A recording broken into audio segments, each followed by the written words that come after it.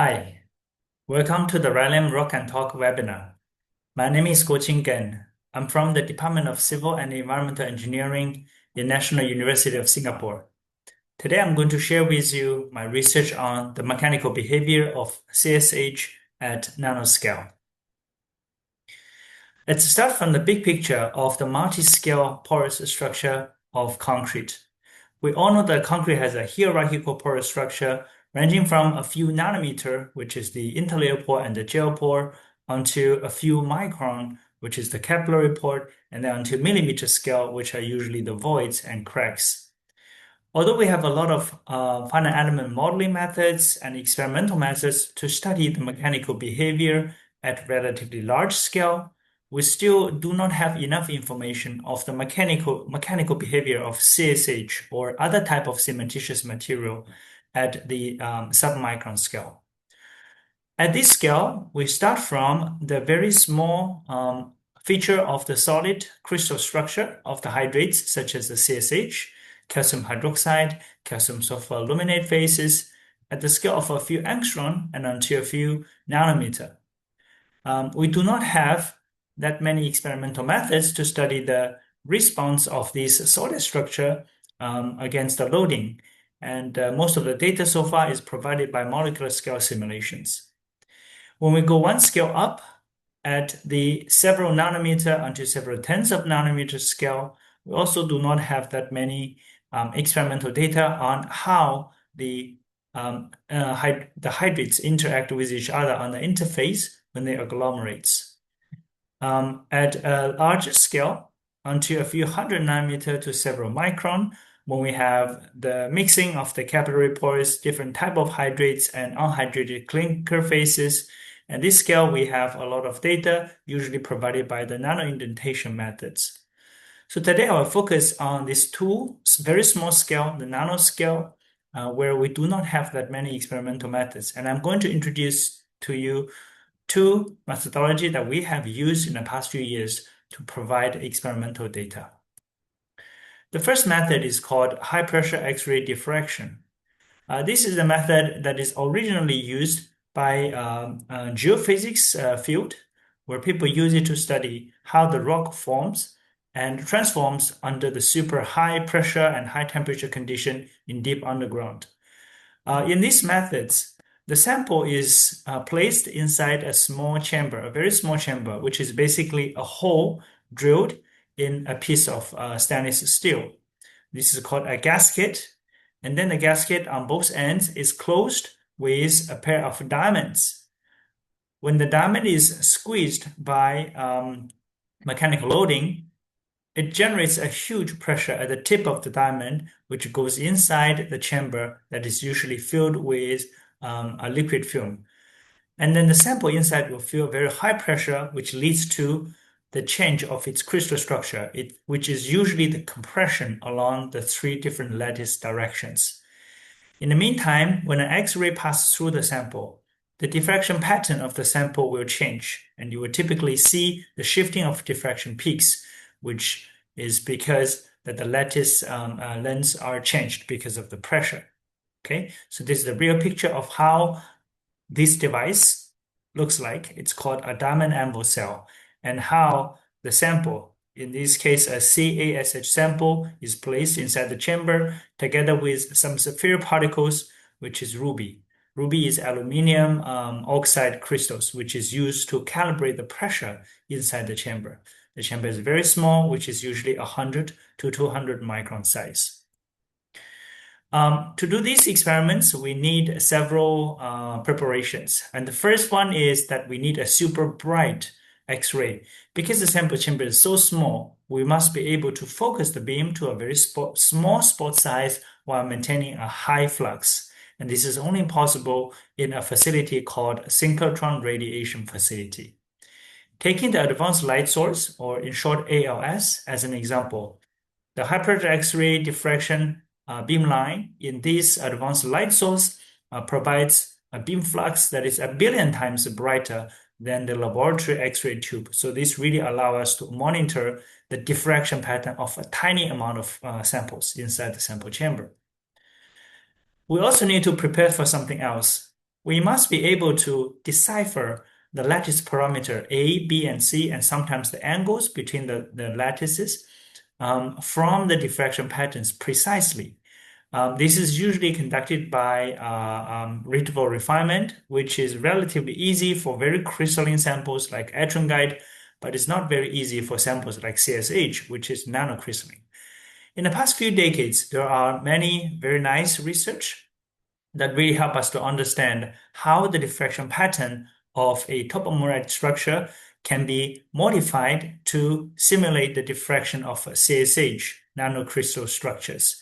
And it's mainly by considering the crystallinity defects, such as the pool stacking along the C directions, the limited nanocrystallinity along the A, B, C directions, and then the change of the lattice constants A, B, and C. And with that, we can really reproduce, we can model the diffraction of CSH. So here, the red curve is measured data from the high pressure X-ray diffraction, and the black is refined X-ray data from considering these defects. The red peaks labels the CSH diffraction, and the blue ones are the ruby. Okay, these are the aluminum oxide reference sample to calibrate the pressure. This is typically how the diffraction pattern look like when we apply a pressure. When we apply pressure from 0 GPa, increasing every step a few gigapascal until 10 GPa, we will see that the diffraction peaks. This is the 002 basal peak diffraction. It moves to the right-hand side when pressure increases, and also all the other peaks of the CSH also will move to the right-hand side when pressure increases. When pressure reduced or unloaded to ambient condition, all the diffraction peaks will restore to original condition. It means that this whole diffraction, deformation is elastic, okay? And then by resolving these peaks, using reticle analysis, we can really find out the lattice parameter of CSH as a function of pressure. So here is an example of the refined lattice parameters as a function of the pressure for 3 CSH samples, whose calcium to silicate ratio is 0.8, 1.0, and 1.3. We find out that the AB directions look very similar in terms of its deformation as a function of pressure. And the biggest difference is along the C direction. For the 3 different samples, they have very different stiffness along the C direction. Calcium to silicate ratio 1.3 has the least deformation along C direction, while 0.8 calcium to silicate ratio has the largest deformation. Knowing the A, B, and C values, we can calculate the volume of the lattice cell of CSH, which then translates to the volumetric change or volumetric strain of the CSH as a function of pressure. And by fitting that using the second order BM equation of state, it allows us to find out the parameter K0, which is the bulk modulus of CSH. And this is the first time that an intrinsic mechanical property of the nanocrystalline CSH can be measured experimentally. So here is our results. The 3 red diamond symbol, they are the results of the bulk modulus as a function of calcium to silicate ratio, plotted together with quite a few molecular dynamics simulated results. And we immediately notice the difference. When calcium to silicate ratio increase, we usually observe the increasing of bulk modulus in experiments, while some of the modeling results shows a decreasing trend. We examined the models carefully and find out that in most of the models, the interlayer spacing, the amount of water in the interlayer spacing and the size of the interlayer spacing is usually controlled by a Monte Carlo simulation.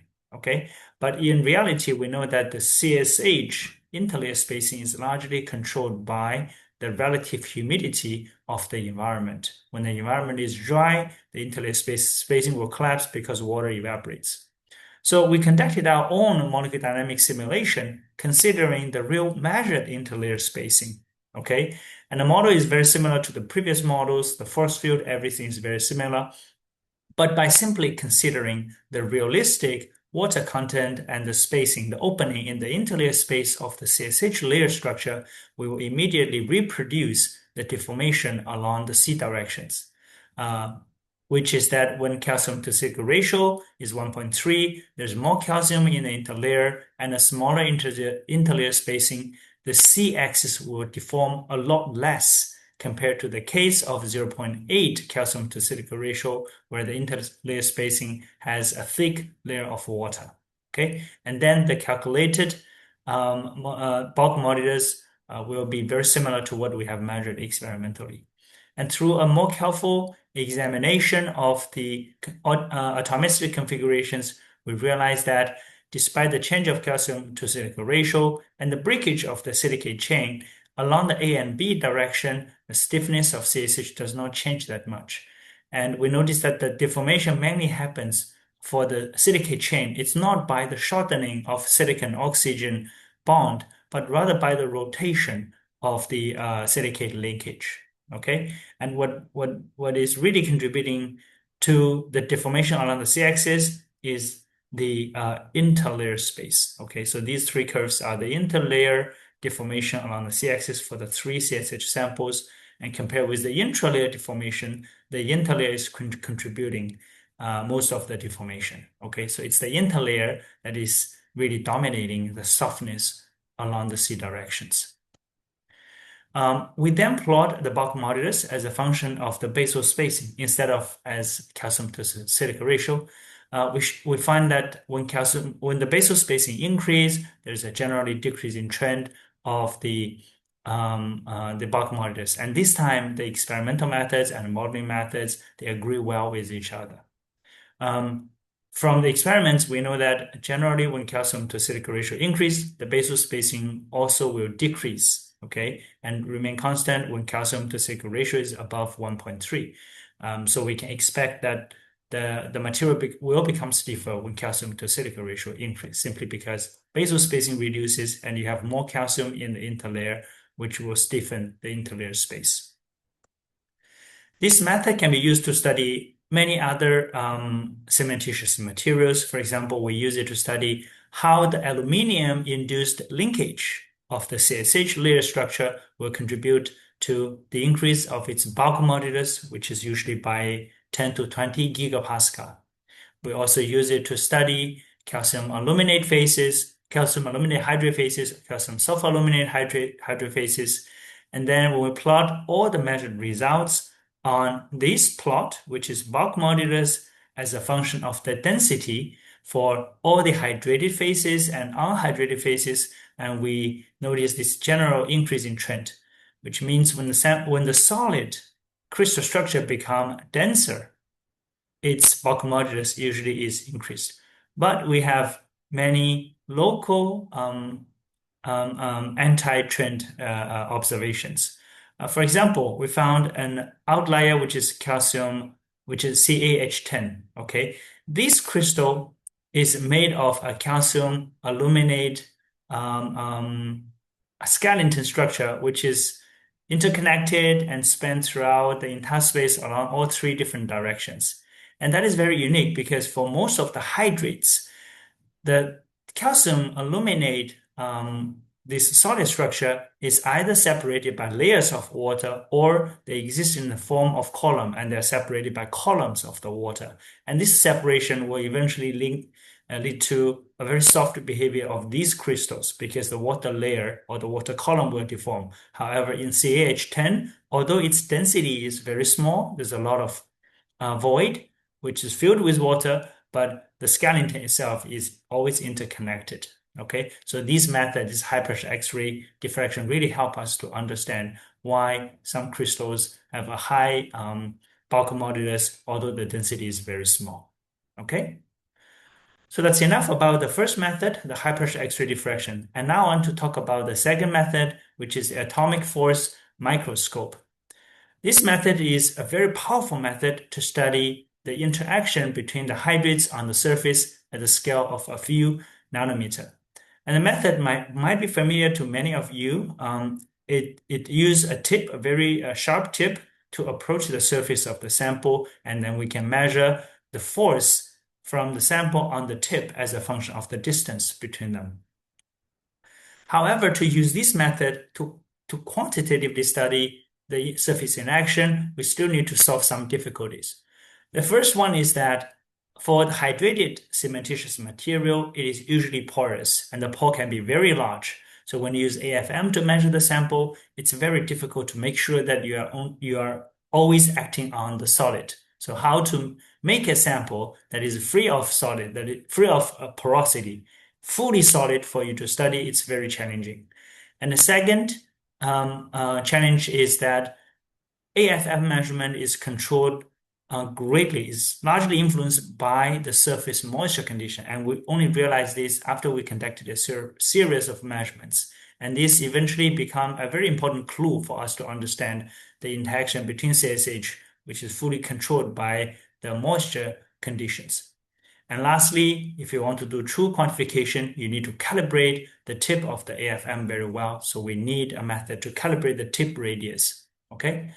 To solve the first difficulty, how can we make a sample, let's say a CSH sample with zero porosity? And we really benefit from my previous experience of using high pressure X-ray diffraction studies. In my study, I start from powder samples loaded in the high pressure X-ray, this diamond anvil cell. And after the compression, at the end of the experiment, when I remove the sample from the sample chamber, it looks like almost a sugar crystal under the microscope. Okay, from the powder, it becomes really a dense solid. And that leads me to think, okay, if you push the powders close enough, they will eventually sinter, they will eventually fuse into a whole solid. And I feel that is the same process that's happening in a hydrated cement paste. When the CSH is precipitated from C3S hydration and touch each other, they will form bonding at the interface, and that eventually make it a solid material instead of the original suspended powder system. Okay, so we want to do the same thing, but this time we want to make a much larger sample, and we spend quite a while to figure out the design of this compressing die, which metal material we should use so that it can be loaded onto a few thousand megapascal. And the powder CSH of different calcium to silica ratio, different relative humidity condition inside the compressing die eventually will be pressed into a pellet. And under SEM, at a magnification of, this is a scale bar of 2 micron, we still cannot find any porosity. It becomes a very smooth surface with no visible porosity. And eventually we use proton NMR to measure the porosity of these samples and find out that there's no capillary porosity at all. There's only gel pore, which is in the scale of a few nanometer. And for nano indentation, for the AFM measurement, it is already good enough because the tip of the measurement is at the scale of a few tens of nanometer. Okay. The second difficulty we have to overcome is that surface moisture condition will influence the measurement results. So for our sample, we designed this homemade moisture environment from very wet condition and until very dry condition. Sample will be surrounded by this different moisture condition, and then the measurement will immediately show very different results. For example, if the sample surface is very dry, we usually will observe a slow attraction of electrostatic force and a sudden drop, which is the van der Waals force. Okay, and then the further approaching will result in a higher resistance, and the retraction of the tip will eventually give us this force, which is called polar force, that is composed of the van der Waals force plus a little bit of the capillary force. If the surface is very wet, a biggest change is that the polar force is going to be much, much larger than the van der Waals force, because now the surface will form a thick layer of water, which because of the condensation. When the tip is so close to the sample, there's condensation, and that water film will contribute to a very large capillary suction over here. Okay, so in different conditions, we can really identify different components of the force, which help us to understand how CSH interacts with each other at the interface. And the last problem is that we need to quantify the results. We need to quantify the force. And we rely a lot on this equation that the force between the tip and the sample is largely controlled by this parameter A called Hamaker constant. R is the radius, D is the distance of the tip and the sample when the van der Waals force kicks in. This Hamaker constant is a description of the surface atom scale interactions, which can be calculated directly from the molecular simulations. Okay, and through this equation, we use a few standard reference sample with known A value and measured F value to calibrate the R value. Okay. So with all these preparations, we're able to measure the Hamaker constant on the CSH surface, between CSH surface and the AFM tip, which is silicon dioxide. Okay.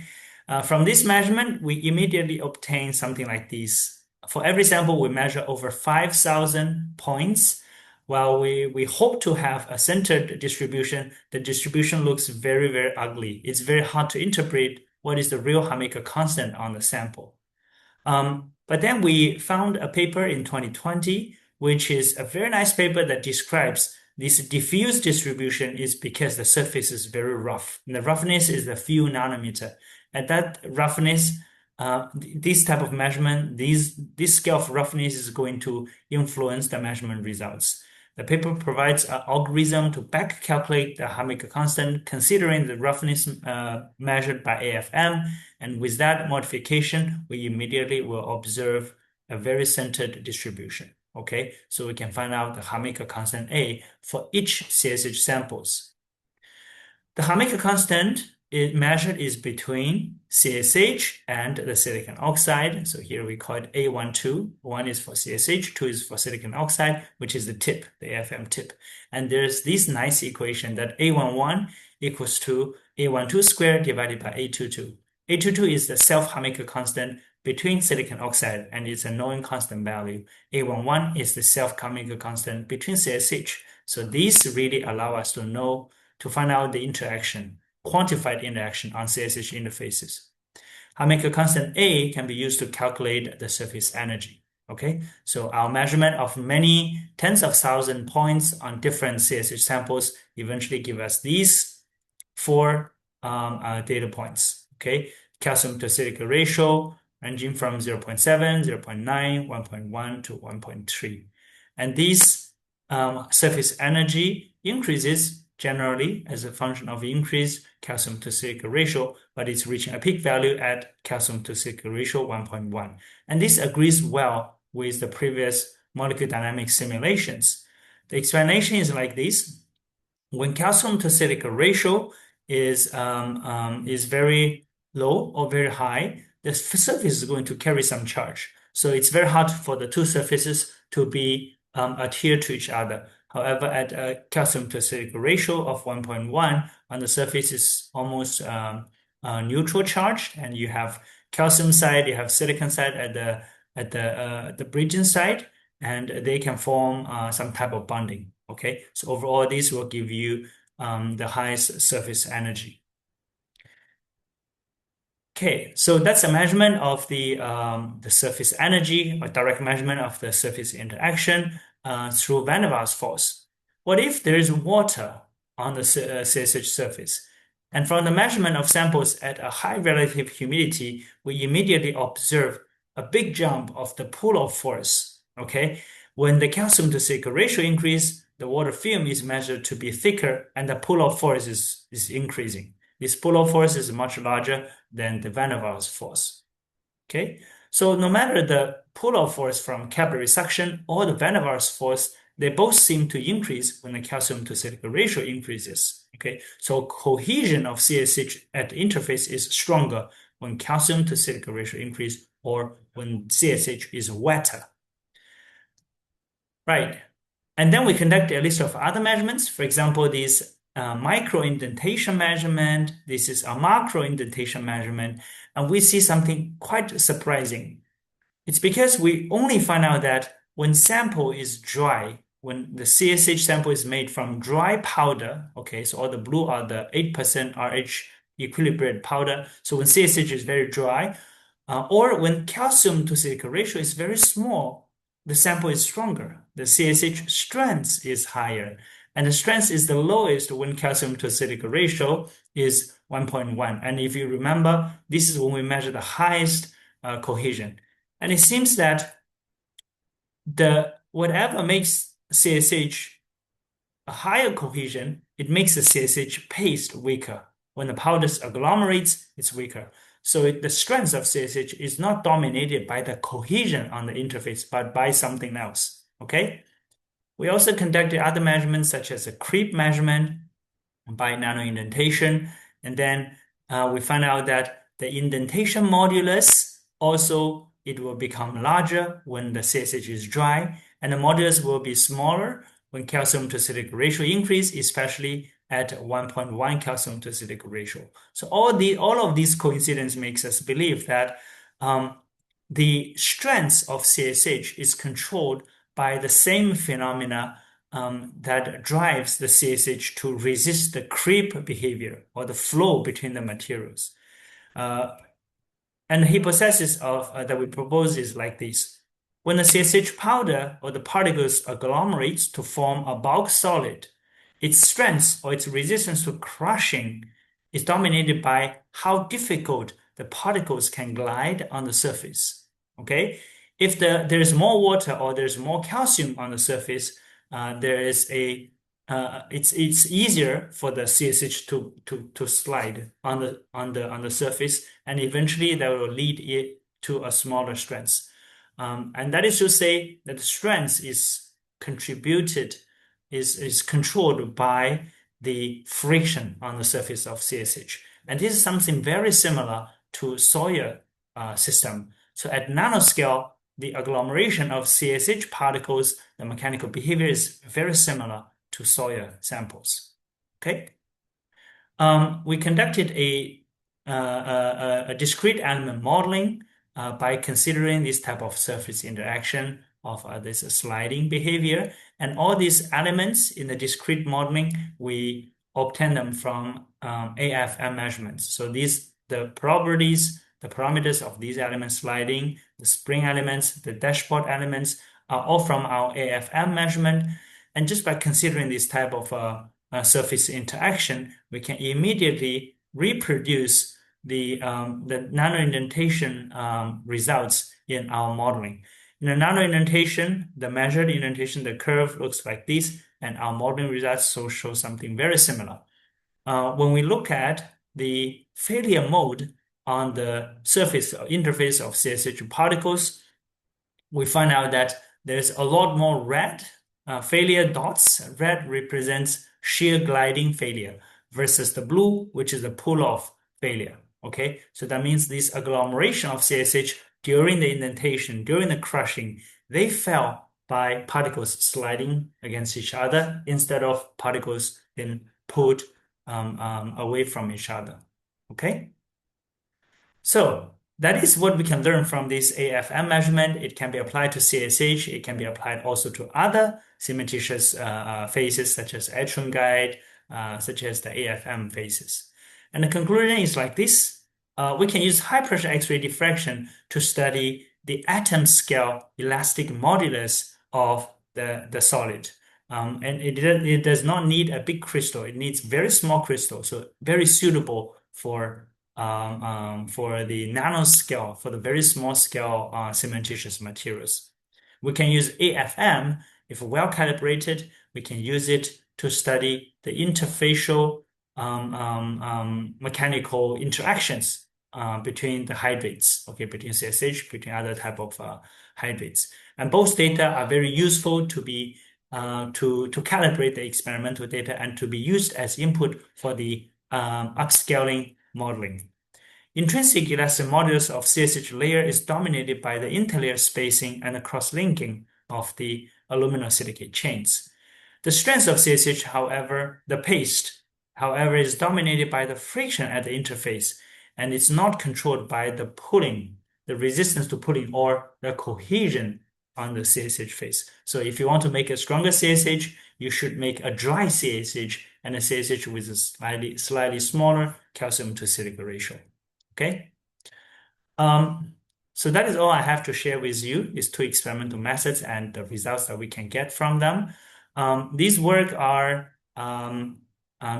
they started from my PhD time in Professor Paulo Montero's group in UC Berkeley, and then my postdoc work supervised by Dr. Rilem and Dr. Eric from Porsche Institute.